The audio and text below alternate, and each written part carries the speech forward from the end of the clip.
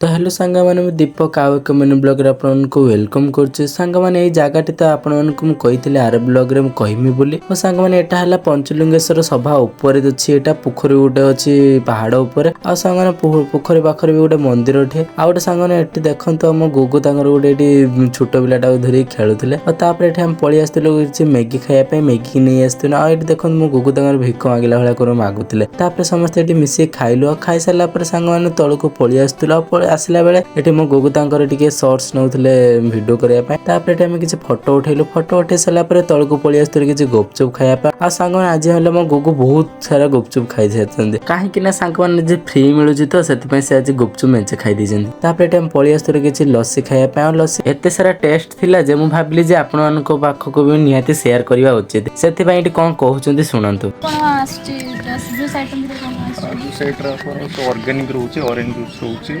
Pineapple रहउछि आपनकर orange आपनकर mango रहउछि सब प्रकार ऑर्गेनिक कॉफी भी आस्छि कॉफी भी कोल्ड कॉफी रहउछि हॉट कॉफी रहउछि। आउ सांग माने जानले तो आउ सांग माने एटा हला पंचलिंगेश्वर रोड पाखरे रहउछि आउ सांग माने निहाती एटारे खाइबा पय आसीबे। तापर सांग माने एपटे घरु फेरला बेले देखंतु केते जोर वर्षा आइलानी सेते पय हमें शीघ्र शीघ्र घरु फेरुथुलु। ओ सांग माने आपन को जदी हमर ब्लॉग टी भल लागितो थैंक यू राधे राधे रहली सांग माने।